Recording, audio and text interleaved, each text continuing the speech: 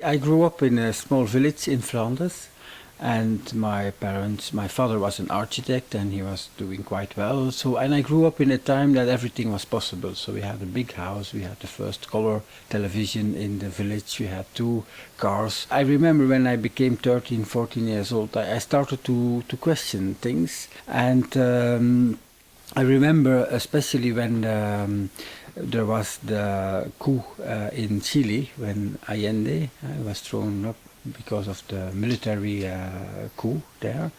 I remember I was very angry, and I realized I don't want to live in a world which is so unjust, and I want to do something about it. And then I got the opportunity to make a voyage to Bolivia, to travel to Bolivia in a kind of exchange program. And I remember that was a very important moment in my life, because there I really could see with my own eyes how big the difference was between our richness and comfort and everything we had, and how people there had to live, and that there was also a very strong connection. They are not just poor because of by accident. I think they are poor because we are so rich, and there's really a clear link. So the last years I was working for an NGO in Leuven. I became director. I had to deal a lot with finding money, with all kind of paperwork, and I was quite stressed because I had to work very much, also in the evenings and the weekends. And I had a bit doubt of, is this what I really want? Working very hard, although it's for a very important purpose, environment, but it didn't seem really okay.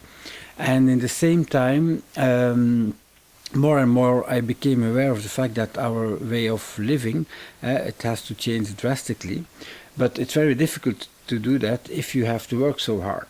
So I decided to take a 6-month sabbatical and to do two things, to have some more time for myself and my children, but also to change my lifestyle and to see if it is really possible to have a good life with a very low ecological footprint.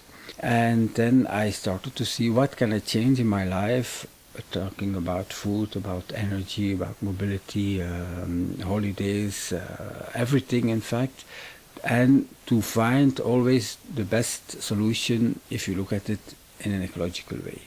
My idea was I want to live like that 1 year, and probably it will be quite hard, because I will have to reduce a lot of things, and then I will take my life as I had it before.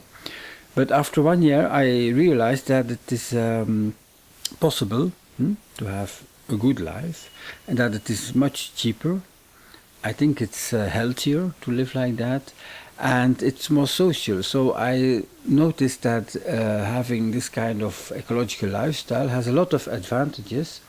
So I decided not to stop with it, but to continue it.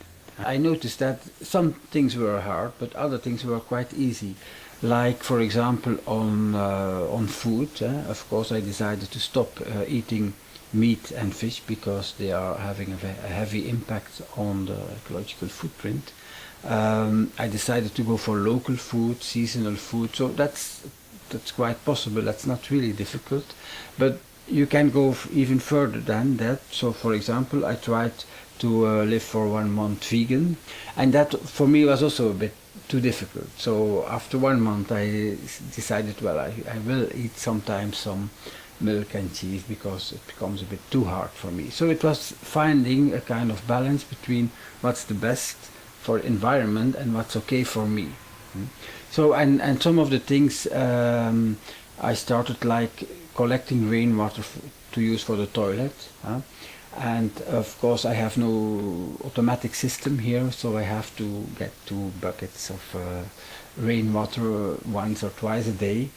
But now we are more than 2 years I'm doing this, and I'm really proud of it, because I never had to use 1 drip of drinking water to flush the toilet. Some of the things can look extreme for the outside, but for me it's our habits now that are for me so normal that I even don't think about it, or I don't feel like that this is hard or this is difficult. It's just a matter of changing habits, and in the beginning it needs attention and you have to be aware of it, but after a while you do it automatically. And one of the things I didn't expect, or it was not an objective, is that, for example, the relation with my children became better because I spend more time at home. I have more space in my head also for them, and we had also some common projects doing something together. So I'm sure that the quality of the relationship with my children is better now than in the time I was working so hard. The fact I have two children is also one of the reasons I did this project, because if I look around me, I'm a bit worried about how things are going with our planet. And I think in 10 or 20 years, our children, they will knock on our doors and they will say, what have you done with our planet? What have you done with the water, with the air? Huh? So, and that's one of the things I want to look them in the eyes when they come to me and say, well, I tried at least to do something about it.